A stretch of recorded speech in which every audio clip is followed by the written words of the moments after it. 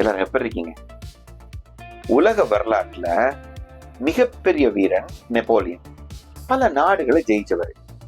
அவரு கடைசியா பிரிட்டிஷ் அரசாங்கத்திட்ட தோத்து போயிட்டார் கடைசி சண்டையில. அவரை அரெஸ்ட் பண்ணி தனிமை சிறையில வச்சிருக்காங்க. அவரை பார்க்கறதுக்கு அவர் ஒரு நண்பர் வந்திருக்காரு. கையில ஒரு செஸ் போர்ட் கொண்டு வந்து கொடுத்துருக்காரு. அந்த செஸ் போர்டை ஏன் கொடுத்தாரு? தனிமை சிறையில இருக்காரு, அவருக்கு டைம் பாஸுக்கு யூஸ் பண்ணட்டும். ஆனா அவர் இருந்த டென்ஷன்ல அதை திரும்பி கூட பார்க்கல.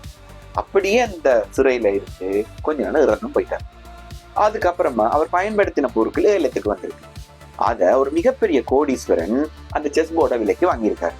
அது வீட்டை கொண்டு போய் ஆராய்ச்சி பண்ணும் பொழுது மிகவும் நுணுக்கமான முறையில அந்த சிறையில இருந்து நெப்போலியன் ஈஸியா தப்பிக்கக்கூடிய ஒரு மாஸ்டர் பிளான் ஒண்ணு அவர் நண்பர் மூலமாக அந்த செஸ் போர்டுக்குள்ள மறைச்சு வைக்கப்பட்டு இருந்திருக்கு. உண்மை என்ன நடந்தது தெரியுமா? நெப்போலியனுடைய ஓவர் டென்ஷனால அதை அவர் கவனிக்கவே இல்லை. இது நெப்போலியன் வாழ்க்கையில நடந்த உண்மை வரலாறு. எங்கட வாழ்க்கையிலையும் இந்த மாதிரி ஓவர் டென்ஷனான ஒவ்வொரு நாளும் நம்ம கடந்து போகும் பொழுது நல்ல அரிய சந்தர்ப்பங்களை மிஸ் பண்றோம். ஒருவேளை இந்த டென்ஷன் மட்டும் இல்லாம இருந்தா எங்களோட வாழ்க்கை இப்ப இருந்ததை விட பெட்டரா இருக்கும் என்று பலர் சிந்திக்கிறாங்க.